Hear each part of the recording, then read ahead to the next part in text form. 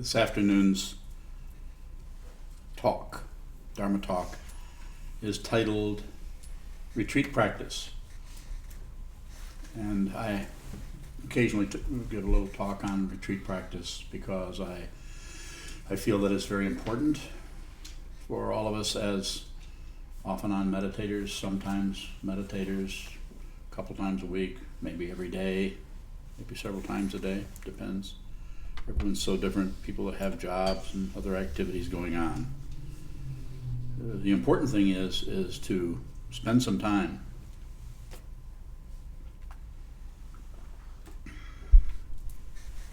set aside some time, carve out some time, schedule some time to just practice, just do this awareness practice, just very simply. Whatever your practice is,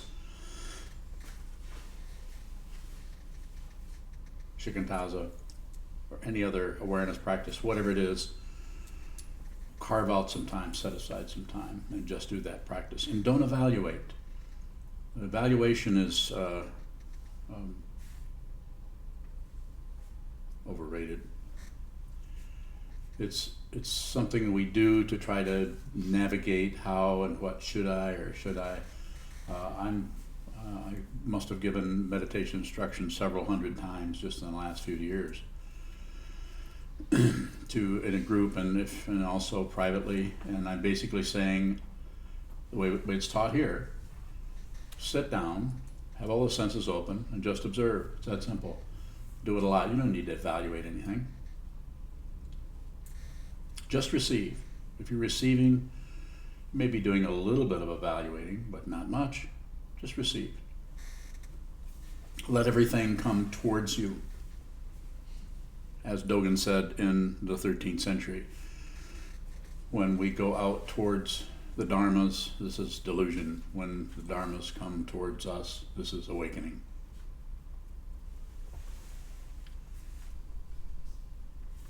And I say, yeah, easy for you to say, Dogen.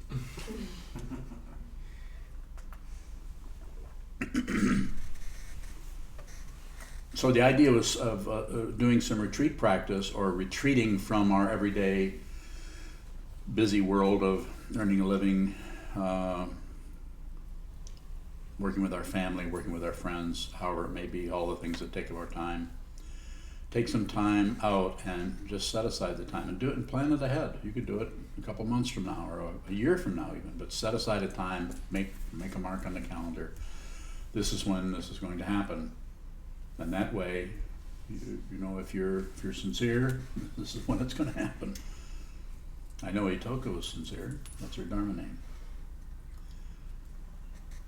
So, and if you do that, then when it comes time to do that, it'll just be a very simple, almost mechanical, not quite, process of coming in, getting like the person that's upstairs, Brittany Fuller is upstairs in our retreat facility up there, apartment, whatever you want to call it, Milarepa, and she's up there, and this is her 9th day. Yeah, so her 9th day. Tomorrow's her 10th day. She comes out on Monday. And her partner, Jigme, is over in the front part of Asparagus House, the apartment we call Red Pine. Also, this is his 9th day. And they decided to do this, I don't know, months and months ago. So here they are.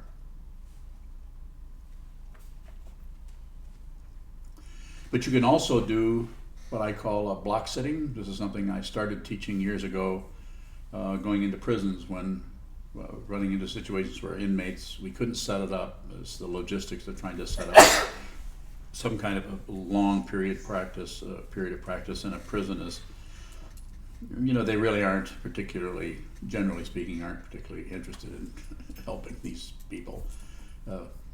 It's kind of humorous. It weren't so sad to be very humorous just to read the sign outside the Michigan Department of Corrections, or any Department of Corrections. It's usually not there to help or rehabilitate someone or about punishment. So This was the idea that came up that I would recommend to these people is who are incarcerated is set aside, find some time somewhere, even if it's in the middle of your night when you're normally sleeping, set aside some time. You know, I know enough about these people to know that they're not working 40 hours a week. Some of them are working, but they have a lot of, shall we say, free time.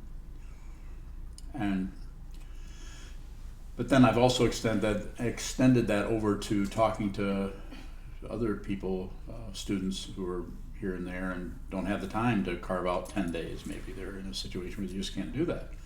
But you can find 4 hours. You can find 4 hours. It might be, 3 in the morning till 7.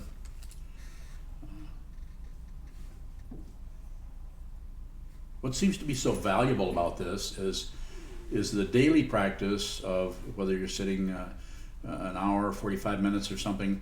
By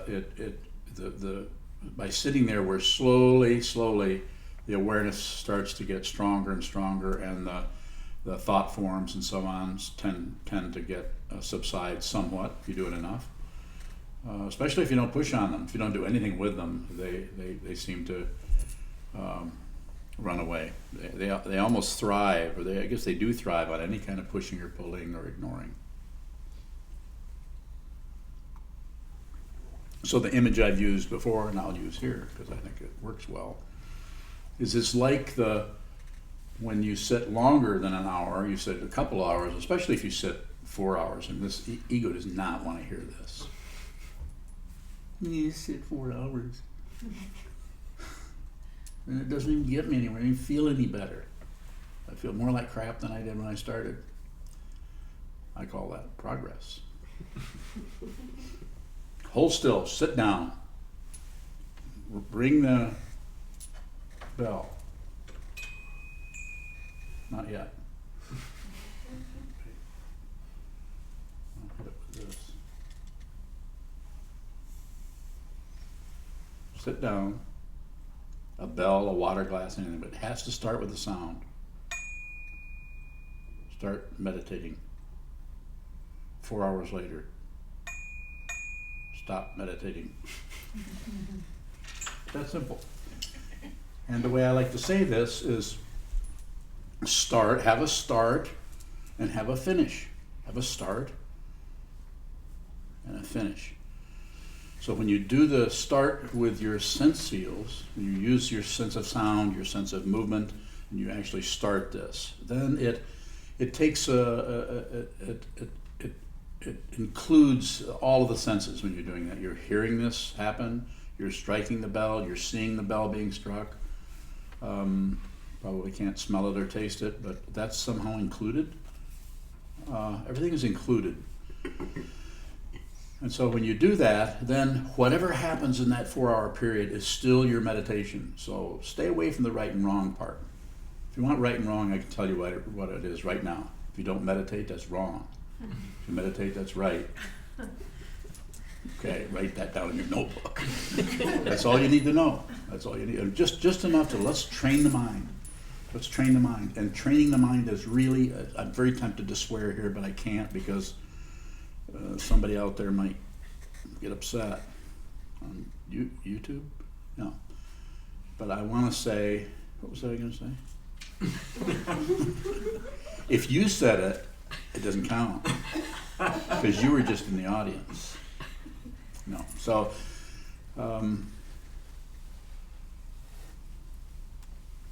if you do that, then you start and then you finish. So whatever happens in that time is completely your meditation. There's no right or wrong to it. If you, I remember someone who was, this has been years and years ago at Karma Choling, where I've been there and done retreat practice extensively. And this person went into retreat. It wasn't long, it was a couple of weeks, so it wasn't real long, but it was long enough. Went into retreat and slept the whole time. That was their retreat. And they went in, they paid their money, which is not expensive to stay at Karma Choling, and probably, I think meditated a little bit. I can't remember this person's name, probably wouldn't say it anyway. But they thought it was kind of funny, but on the other hand, you could see that there was some kind of benefit to that for them.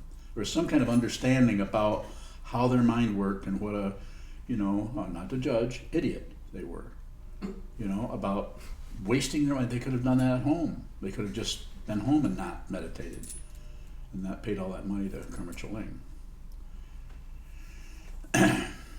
So I would say it this way: strike the bell, sit down, and then let your own innate intelligence, your body, let your body, mind, the whole body, mind situation, trust yourself. You wouldn't be even doing this if you didn't have some kind of really strong intention to train your mind, or at least understand who you are, what samsara is about, how this whole shebang got cranked up in the first place. So you already have got that going for you. And then what self-centeredness does is it kind of sneaks through the back door and then, prods you to think you should doubt yourself, and this is wrong, and how do you know this is right, and maybe you should be doing mantras. And how about that Tibetan Lama you met? Wasn't he a better teacher than that guy you've got now? Sorry. Really, we do that to ourselves, and part of the reason we do that to ourselves is that sometimes we're suffering or we're having such frustration and difficulty, you can't help it. The ego or the self-centeredness starts to go, yeah, but what about, well, maybe I should, and it could be anything from I'm not drinking enough water to I really, I should go back to eating meat. This is not working, and yeah, I'm a type O blood type, and I'm an Aries. So, and I'm not a type O, but so we come up with all kinds of, we concoct things because it's so impossible, so hard for us to just be simple, just sit here and be simple. I'm going to talk about that next Sunday. Simpleton, be a simpleton. You want to talk on simplicity? I'll do that. So when the first bell rings, you may find yourself sitting there for the whole time. You could, it's possible, you could just sit there and just not get up. Or after an hour and a half or 45 minutes or 20 minutes, you might realize I've got to go to the restroom, or I need some water, or I need to get some tea or some coffee, or I need to stretch. But then look how amazing that is. You strike you just have this period of time. You strike the bell, and then you give yourself total permission to do whatever you need to do. Take a nap if you need to. That would be it's an awareness practice. It's not an accomplishment practice. You will not get merit badges. Trungpa Rinpoche gave a talk 40 years ago called Buddha Dharma Without Credentials. I've never forgotten that. I forgot the talk, but I never forgot the title.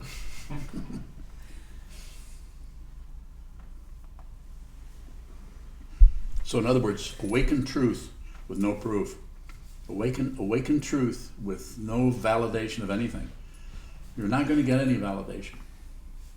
If you look for validation, this is the mundane path. This is the 8 worldly dharmas of success and failure, praise and blame, gain and loss, and all those combinations. One creates the other. If you have this one, you're going to have it. If you have success, you're going to have failure. And that really goes to the extreme. It stretches way out to include any kind of polarity, including life and death, which is probably the most terrifying of the polarities, that you are not going to last unless you find out who you are, and then you find out you never really begun. That's an amazing discovery. I hope you find it. I hope you discover it. If you don't, you will. Everybody will. How do I know? I don't know. That's how I know. I don't separate anything anymore. Well, there's that one thing, but I'm not telling you that.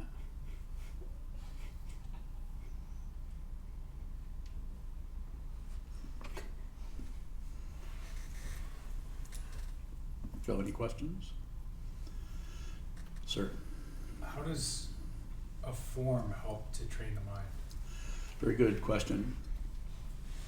So the forms, like obvious form here is we have a temple. This is not, we don't use this as some other purpose. It's actually a temple monastery. So this is people come here and they live here. We have several people living here now. Form. It's a structure. It's a monastery. We have sutras, chants that we do. They're a very strong form that involves body, speech, and mind. Chanting, using the voice, using our eyes, using our hands, using prostrating, and to do all of these forms. When we're doing these forms, the practice would be to see what the awareness is doing with that. A lot of people might come in and just, they'll jump to conclusions about it, and they'll jump to conclusions about the form. Well, I'm not going to do that, because they misunderstand form. This is a person who is attached to form. The person who either grasped at the form and said, this is the right form. This is finally found the correct form. This is the right kind of yoga. This is the right kind of exercise. This is the right kind of diet. This is the right and wrong. The world is rampant with this kind of stuff. And some of it is pretty accurate from the point of view of success and failure, or sanity and insanity. I'm not saying there isn't some of that going on, but if you grasp at it or reject it, then there's an attachment. Either accepting or rejecting is attachment. And looking away is also attachment. It's just much more subtle. It's called ignorance. So we use a form so that by following the form, by observing the form, you can see how the mind slips back and forth around the form. It's always about awareness. It's never about being really good at the form, or really accomplishing the form, or doing the sutras perfectly. There's no way you can do this perfectly. Have you noticed that anyone who's done, let's say, the doshi form up here a few hundred times, you'll see how every single time you do it, it's a little bit different.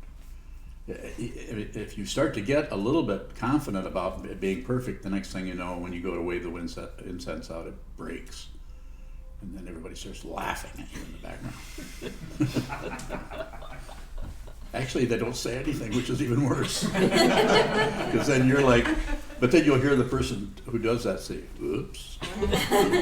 Unless they're highly trained, in which they won't do anything. They'll just get out another incense, light it, wave out the incense, bow, just as if nothing ever happened. But you know something's going on in their mind.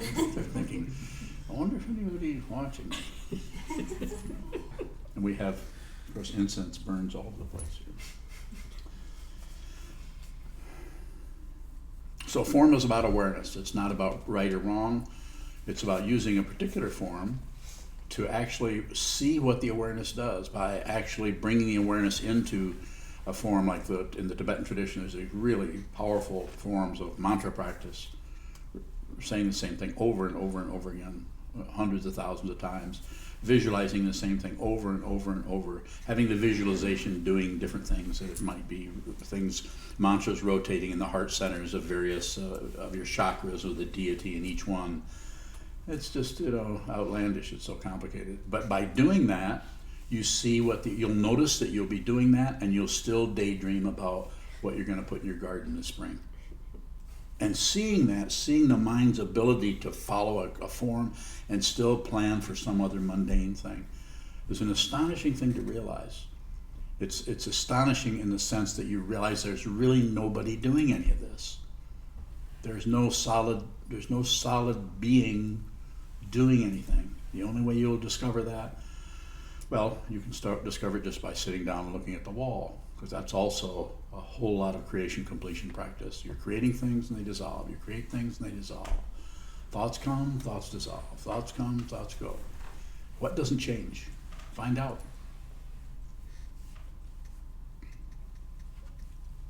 More? Not yet, thank you. Bailey? You said, see what the awareness does. Is awareness an action? It's a way of talking about it. Notice that the awareness will hang around the form and evaluate or look at it, and then the awareness you may find yourself on autopilot for a while. You'll notice you've gone through a whole bunch of forms because you know how to do them, and the awareness has actually gone out the window and is listening to the birds, or you're listening to sirens go by, you're wondering if the fire is at this end of the street or that end of the street. At the same time, you're going through very complicated forms. If you've done them a lot, so it's a very interesting area. The awareness is something that doesn't seem to have some kind of a center to it. There's not someone who is aware of something else. There's, as it's said in the Yogacara tradition, consciousness only, or perception only.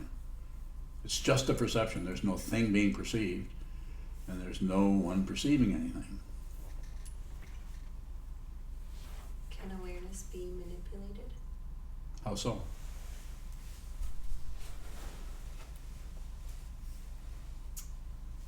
If I'm doing a form and I notice that my awareness is outside listening to the birds, can I intentionally change that? There's something of that going on. Sometimes in the early practices of the Buddha, working with the jhana states, are trying to actually create a samadhi, or a state of mind that was completely still. And he was able to do that, but he also realized that the rest of the world is going on. I mean, I don't know what he realized, I wasn't there. But you can do that, but it's there's some kind of spiritual materialism going on there by trying to over control. I'm not sure if that's the area you're going into. Would it be helpful to change that awareness, to bring it back into the room where Could be. Could be. There's one of the early ways that Trungpa Rinpoche taught shamatha vipassana, or laktung chine, mindfulness, stillness, and then panoramic awareness, or vipassana, was to refer to it as touch and go. Just touch on the breath and then just let it go. Just touch on the breath, touch on the verge of the breath. The breath is just going out, and then follow the breath out and then drop it. Or don't even drop it, just touch and go. Just touch, and then let, if the mind keeps on running, let it keep on running. Let it do what it wants to. Come back to the breath. Return, return, return. Repetition, repetition, repetition. You have to do a lot of it. This is why he knew this. This is why he created something that didn't even exist in Tibet or any other culture, called the Datun. He gave it a name. It means to sit for a month. And luckily I stumbled into one of those in 1975. Sit down, and there wasn't anything else. Now they have Datuns, but they have a lot more fancy things happening there. But in those days it was just, 10, 12 hours of meditation every day. It was a lot. And none of the sitting periods were the same. He created all the sitting periods for a month. So the longest one, I think, you would hear rumors of it ahead of time. There's that one, I think it's in the third week. It's like 5 hours long before you hear a bell. And of course, people think they have to sit that whole time, so they would. I didn't. I went to the bathroom. And I actually sat in the bathroom and saw on the inside of the thing a poem by Allen Ginsberg that he had just written on there, probably that day. or not. Might have been later on, because I think it was at the end of the Datun. Yes. How are you? Thank you. Is it in the awareness that you are somewhere else that brings you back? Well, paraphrase yourself, please, so I can get a more The clear idea. moment that you realize you're gone, isn't that the moment that you're actually back? Yeah. Yes. Yeah, So- really. Yeah. Okay. Yeah. So you realize then you're back. So you don't really have to come back. Yes. Oh, that's a good point. Yeah. Yes. In the example that you just gave of your body is going through the forms and your awareness may be up, but isn't in the body in awareness while it's going through the forms? Mm-hmm. Yeah, it's nothing. You're not doing anything wrong. You're just aware that's what's happening. So it isn't so much about staying on any particular form. Just awareness of forms. It may be awareness that you're close to the form and maybe awareness that you're separated from the form. The way I just perceived what happened is that there was a separation in awarenesses there, where there's this awareness out the window, but the body is practicing awareness in going through all the forms. Okay. Can you help me with? Ask a question. You made a statement. I said, okay.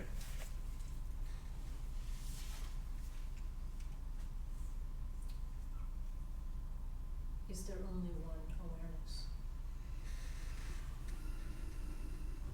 It's a trick question.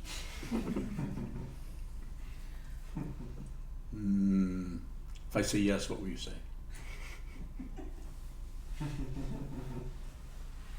Then how can this Okay, awareness then, leap out no. the window? No, then.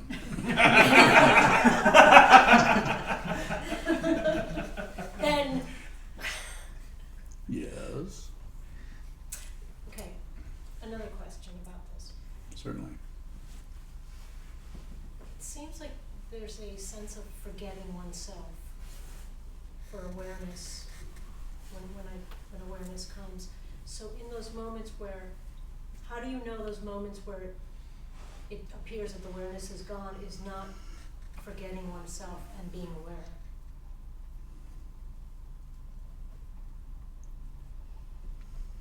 I think it gets pretty complicated, but it seems that the practice, what's recommended is, insofar as you can, use the body to just anchor yourself, just be here, be grounded. And then if you're grounded, if you're sitting and by holding the body in a particular position without being rigid, but being just generally present, then the awareness can do whatever it wants. So we're not, in our practice, we're not about particularly trying to create a good meditator. This is something that tends to be, it's one of the downsides of the whole shamatha vipassana mindfulness awareness practice, is it tends to, not that it would always happen, but one tends to get kind of hooked on being a good meditator and thinking, well, if I'm always on my breath and if I'm always here and if things are always very stable, and we tend to kind of get a credential out of that. So, but the understanding as far as awareness goes, it may come, it may go. Things are moving all the time. Just watch what moves.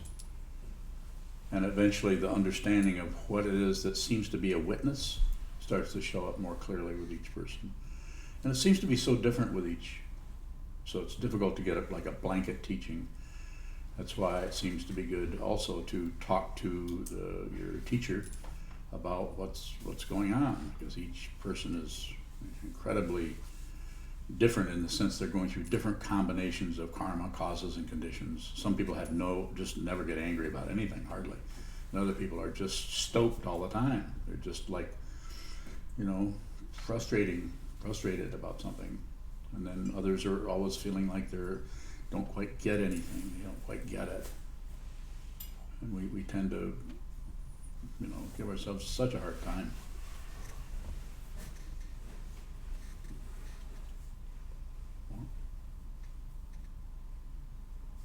Anyone else? Yes. In practice, if you have something that you recite, like the 4 reminders, and you do it over and over and over, and you could do it in your sleep, and I can do it and think of 3 other things. Sure. And I can do it really fast. Yeah. So how does it still function as a reminder if it's so rote and it's so fast? Mm-hmm. Or should there be some? I think with the 4 reminders specifically, not so much with the mantra. Mantra's doing something else, and the 4 reminders is actually a contemplation, and the mantra practice is actually a synchronization of body, speech, and mind. So you're doing a mantra, you're doing Om Mani Padme Hum, Mani Padme Hum, Mani Padme Hum, Mani Padme Hum, Mani Padme Hum, or you're doing the White Tara mantra, or whatever the mantra may be. But if you're doing the 4 reminders, first contemplate the preciousness, being free and well favored, difficult to gain, easy to lose. So that one you might say really fast in order to get so you really could remember it. So you really had access to any part of that 4-part reminder of your motivation of what this is all about. First, contemplate the preciousness of being free and well, the value of being a human being, and then impermanence is the second one, and then the third one is karma, and the fourth one is suffering. Is to go through those and to actually slow down. The one I think is the most important probably is the first one. They're all important, but that first one is first contemplate the preciousness of being free and well favored. I mean, it's so valuable to be free to actually be in this building, well favored to be born with a mind which you did not particularly choose. At least you have amnesia about it if you did. Well favored to be able to be open to even listen to such a teaching that is basically saying that you're not separate from anything. And to be able to be open to such a teaching like His Holiness Dalai Lama says that his religion is kindness. That's powerful. And to be well favored in that you're able to, in all of your busy life with all of the ups and downs and the crazy stuff that's happening in the world, and not that you don't want to go to war, of course. We all want to fight with things that we don't care for and don't like and would like to stop, put a halt to. But on the other hand, the fundamental situation is awareness. And so I would say, with something like 4 reminders, I would say, rattle it off, say it really fast. Say it, go as fast as you can. Kind of like my grandson playing what was he playing? He was just playing really, really fast. Well, the entertainer, Yeah, he goes. Scott Joplin. Yeah, he would play it really, really fast on the piano, and then he would slow way down. He'd play it really, really fast. Didn't sound too bad. It's pretty good. So you could do that. You could say it very fast, and you could slow down and actually contemplate each word so that you hardly made any progress at all. First, actually think of the word first. Before you do anything, first, contemplate. Well, contemplate means think about, ruminate about it, look at this side, look at that side, look at the facets of it. First, contemplate the preciousness. What does it mean that something is precious? It's completely, totally valuable without comparison. Completely valuable. It doesn't need, it's like gold, only better. First, contemplate the preciousness of being free. Not freedom from this or from that, but just basically free. You're free. You're free to actually contemplate such a thing. So, and to go on that way. And so I would say, fast, slow. Sometimes you might go fast, but it is a contemplation rather than like a mantra. Is that helpful? Yeah, like in the beginning of when I sit, I usually do the Jukai ceremony, Yeah. chants. Yes. And then the 4 reminders, and then the Bodhisattva vows. And it's usually, well, I gotta get to work, and I can rattle them off really fast, Yeah. and it's just routine, whatever, I do it. Yes, I understand. But sometimes I think, well, is it really helping? Because I was totally unconscious. I mean, how much... If you hadn't asked a question, I would have agreed with you. What? I know. You feel that? What did I say? Did you ask a question? I don't know what you said. I know. That's it. You both know and you don't know at the same time. So if you hadn't asked the question, then I would have agreed with you. But you asked the question, so I disagree. Do you follow me? You're a monk. You should follow me. Do you follow me? I do. What? Then explain it to these guys. I'm right behind you. Uh-oh. I've been found out. Yes, sir. Is the question the opportunity to receive a teaching? And if you make a statement, what else can you do but just go with the person? That's about it. I don't even know that. I have to be told by this little kid. Well, you're only 27. You can't brag about being 27. Unless you're bragging to a 13-year-old. I think I'm you're the only 26. person who brings up my age. I love to do that. Somebody's got to make fun of you. Everybody else is intimidated by you, right? So, to go back and be more direct in response to your question, I would say it's not going to make any difference. I mean, just like your awareness comes up around that, so the awareness around it's what's important. It's not what the awareness sees. But we're so addicted to judgment, to being right and wrong. We're so addicted to it. There isn't any right and wrong. This is a creation. It's a concoction. We're just here, we're manifesting as living beings. The nature of the universe is manifesting. The Buddha nature is saying, humans, and it probably is only going to do this once every 6.5 billion years. But here we are. We have our 10 minutes in the sunshine. So somebody blows the place up. So same thing with this mantra. Just do the mantra. Just do it very fast, so that it brings out that kind of thing. What am I doing? What is this about? And then let that be there. And then the next time that you do it, slow way down. Maybe you've only got 10 minutes to do this, 20 minutes, you got to get to work. Then just take the second reminder. World and its inhabitants are impermanent. Particular life of beings is like a bubble. Death comes without warning. This body will be a corpse. At that time the Dharma will be my only help. And practice it with exertion. Is that it? Say it fast. Say it 15 times fast, and then say it once very slow. Very slow. And then dwell in it. Let one word be the whole universe for a minute. And then the next time, for the next week or two, then just rattle it off and go to work. And just live your life. But you're a Buddhist monk, so you've already received the vow. The vow does it for you. You don't have to observe a vow. It starts observing you. That's what's happening. That's why that kind of a question comes up. Further questions? Bailey? How does the vow observe you? When you begin to see that everything's perception only. There's no solid being anywhere. The illusion of a solid being is extremely intense. It's so intense that whole nations go to war. Have you never noticed how odd it is that some person who's crazy can be at the head of everything and wear a really fancy hat shaped like a loaf of bread, that has stars on the front, and they'll say, "Let's go to war, who's with me?" And then 15,000 people, mostly kids, will all join in and go to war and kill other people. I mean, I'm being silly about it, of course. But there's something about that. There's something very magnetic about someone who wants to. There's some kind of like the billboards we see that we say, for God and country and things like this. It's just utter confusion. Painful to see that. Like that video that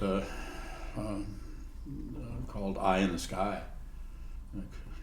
I couldn't even watch it. But my excuse is I was sleepy, so I thought sleepy combined by not wanting to watch that person get killed by a drone plane, I'm out of here. And I knew Unya would tell me about it later. Usually you're the one that can't watch that stuff. It was a wonderful movie. The movie with Helen Mirren was just astonishing. Astonishing. It was kind of that was hard to watch. Yes? What is the you in the vow observes you? It's just there isn't anyone anymore, so you don't know who's looking at what. It's like you're looking at me, I'm looking at you, so that we lock down on that, and that's how we run our world. It's called materialism. But if you see that everywhere you look, you see it's not you, it's not something else. It's you. It's part of you. It's like a simple way of putting it is when I look at, say, so I'm looking at Senshu. I can't really see Senshu for sure, but I have my idea about her, what she's like, and I see my projections of her. So I'm actually looking at my own mind in the form of projections onto her. So that's the simple form of it. That's something everyone is doing. As soon as you start to realize that, then the projections start to fall by the wayside and they start to crinkle. Even when they're accurate. I mean, even when I say, she's a really kind, sweet person, which she is. Unless you talk to him. No, I'm using this as an example though, so when that starts to cave, if it does it in terms of your practice, in terms of awareness, and if it's complete where it becomes perception only, then the so-called apparent duality of me and other starts to dissolve, and what becomes really powerful is just the perception. And the perception is not separate from anything, so it's like looking at yourself. So when the first stage is seeing yourself in the form of your ideas about somebody or your opinions, your perception, your projections, and then when that starts to go away, you start to see the actual truth that you're not separate from anything, that everything is perception only. Excuse me. or emptiness, or suchness, or tathagata, or, think of a few more fancy words here. We have fancy words because it's something that is ineffable. We don't know how to point to it.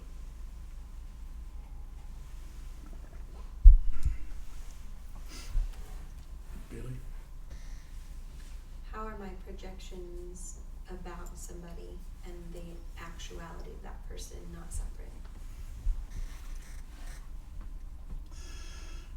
I don't know. What do you think? That's why I'm asking. Did I say that? I don't know. Did I? Don't you think I know that?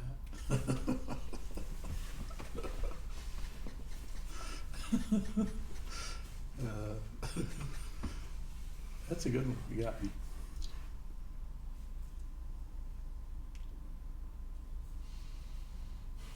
Are they separate? Nothing is separate. Thank you. You had to complete it. I couldn't complete it because we're not separate. It's like, you ever eaten a sandwich?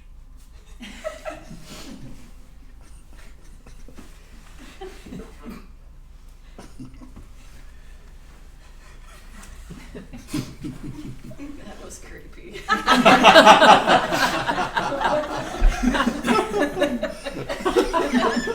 You need my eyebrows going up and down.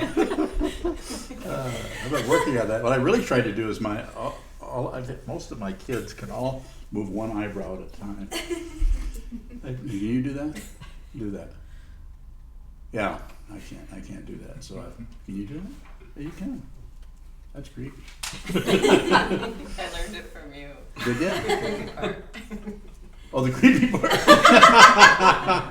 Because you're not separate. That's right. No, the student doesn't fall far from the bungalow. Isn't that how it goes? It's one of those things that works like that.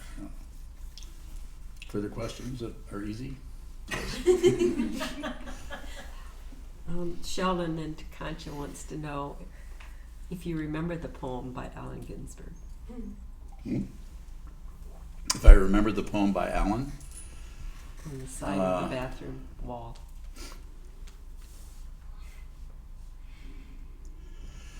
No, I don't remember it, but I know that when I read it, it was reminiscent of William Carlos Williams.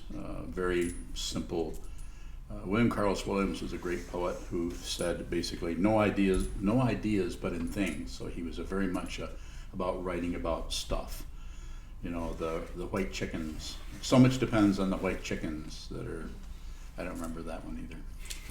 So much depends upon a red wheelbarrow glazed with rain beside the white chicken. There you go. I'm impressed. That's good. Do you know his? Do you know the? This is just to say. I don't know. No, I don't know that one either. So, but it was very much. Allen was very much influenced by William Carlos Williams, and it had some kind of very basic walking down a path kind of thing, very simple.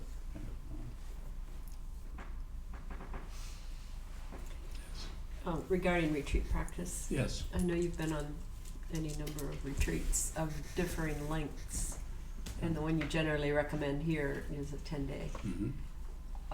Is there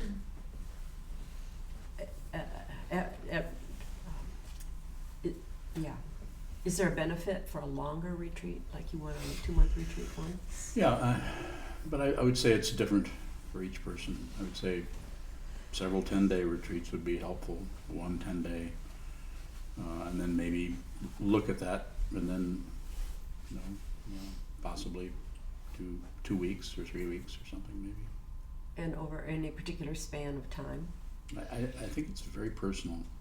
So I think once you've done a 10-day solitary retreat, you have an idea what that's about, and then you would know, if if someone came to me and wanted to do a longer retreat, if they'd done that and they wanted to do a longer one, then we would talk about, we'd consider doing that or not. So.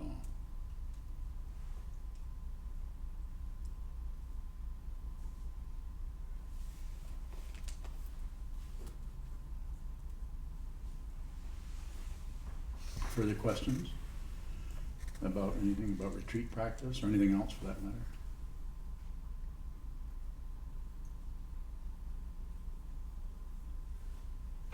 Yes, you told me. So, yeah, I mean, that's interesting about the idea of usually I've thought about a solitary retreat, but then I sort of think that, no, I need to be in kind of the form, you know, I need to go to the Zendo, it has to be a session, I'm gonna, you know, do the oryoki, get up at 3, have a teacher there, and if I don't do that, then it's not really, you know.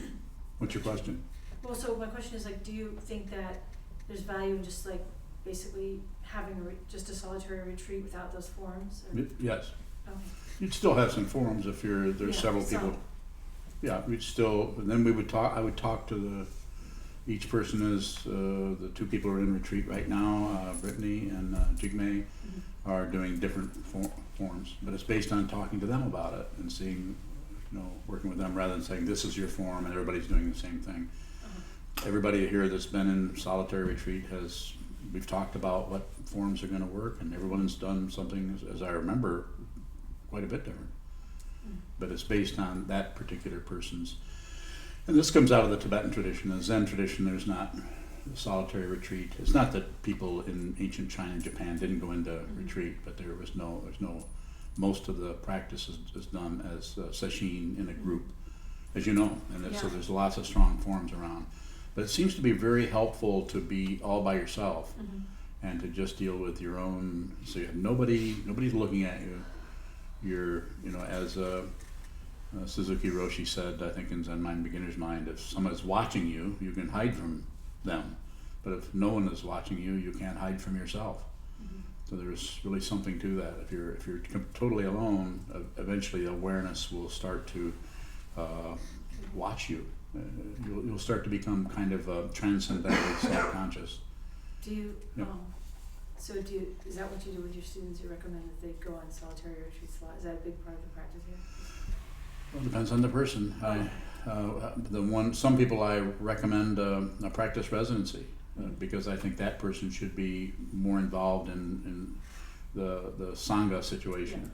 But usually everybody, I think it would be good for everyone to go into retreat at some point in their time. So 10 days, not any magic number. It could be 9, could be 11, could be 14, but that seems to be it's longer than a week. We tend to lock down on a week. If we go into retreat for a week, it's almost like counting 7 days is something we're so used to doing. So when you're in a 10-day retreat, that 7th day is really difficult because you want it to be over with. And it's been a week already. You know, let's get 3 more days to go. So consider it one of these days. Yeah, you know, what I was saying a little while ago, and I'm saying now, is just, you know, say, okay, next October I'm going into retreat, and then you can come here. There's other places you can go. This is a fairly reasonable place to go, but it'll be up to you. Yes. Our wonderful sleuth Yokodo up in Minneapolis has found the poem. Oh, good.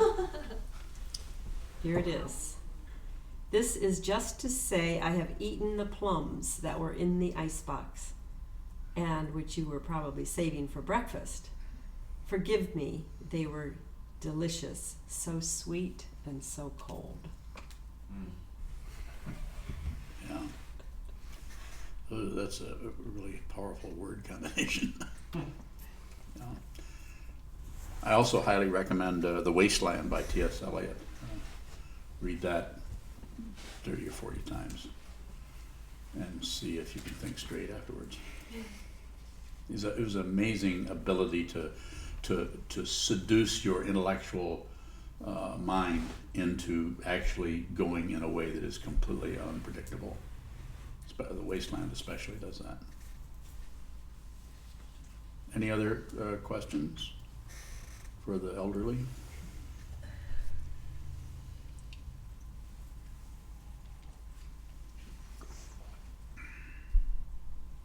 Yes, sir. Can you just talk about the mechanics of the silent retreat that you just, Let's, there's yeah. some note passing? Or you like write notes? A strict solitary retreat consists of going into for 10 days. We talk about it ahead of time. We have an interview just before you go in. I usually recommend a book. Sometimes people just say, this is what I'm going to read. And since I don't usually argue with people, I just let them read that. But if they ask me, then I'm happy to tell them. So I always get permission to work with people. On the other hand, not completely. It demands, it varies quite a bit with each person on how to work with that situation. So the strong part of the format seems to be pretty consistent. It's 10 days, unless something comes up. I mean, so there's you just did 9 days, and that's because of your job situation. I can't remember what the combination of things, wasn't it? I wanted to do it right after our communal session, but then I had a work situation tank that I had to take care of. So, so we'd work with that. So if you needed to do a shorter one or whatever. So a person would go in and wouldn't talk to anybody. And if you meet someone in the hallway, which we have temple residents living here, they're told to just bow. They're to try to stay out of the public or the shared spaces as much as possible during hours when everybody else is moving around. They can use, if they want to use one of the other refrigerators to store something, and we have lots of room here, they might want to do that. Usually they take everything in for 10 days, 30 meals, 10 breakfasts, 10 lunches, and then some snacks and so on. And usually people are able to take in everything they need. When they don't, then they can leave a note outside the door and say, I'm out of celery, and then Chazon runs right out and buys a big bag of celery. Just eat all your meals on the first day or something. I would have to watch you. Yeah. Ate all the donuts the first day. So, but anyway, then there's the way that I've set it up is there's an entry interview, there's a midway interview on the 5th day, or maybe 6th day, and then there's an exit interview where we just kind of talk. And if the person has sat retreats before and they opt to not have a midway interview, that's fine. They can stay in there for 10 days or 2 weeks or whatever their length of time without me coming in at all. But usually people might want to ask a question about something, and sometimes it can be really helpful to be right in the middle of this situation, this 10-day sojourn that you're in the middle of, and really it would be good to talk to somebody, so that I try to make that available. But as far as note passing, it's not happening. Anything else? Except with Burley, yeah. Burley was our favorite retreat, yes. And just if you are considering a 10-day, it really is 12 days because you want to allow the day before to come in. And then It's the 12. exit days. Yeah, there's 10. Yeah, you have an exit day and an entry day, which you need to get groceries and come here. And, unless you happen to live here, then it would be a lot easier to do.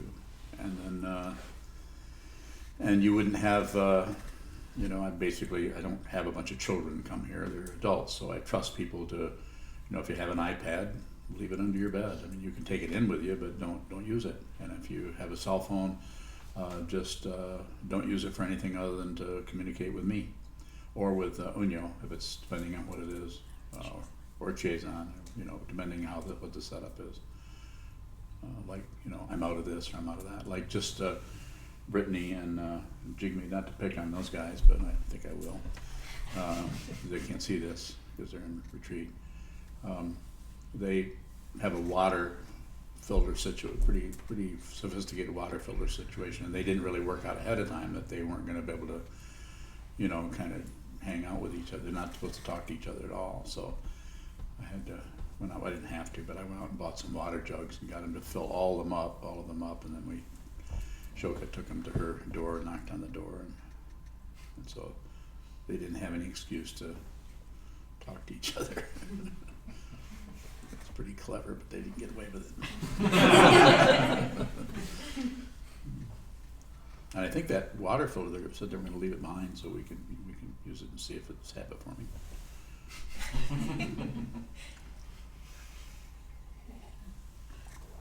further questions?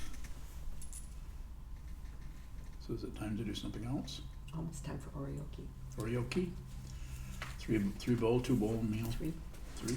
I have Yes. a question about Shogyan Trungpa Rinpoche. Sir? How, I know he would go on spontaneous retreats. He did. And he would just tell people within seconds and then go. Yeah. Later on, like, how often was his retreat practice? Drungpa? Yeah. Well, when he would go into retreat, he wasn't necessarily meditating.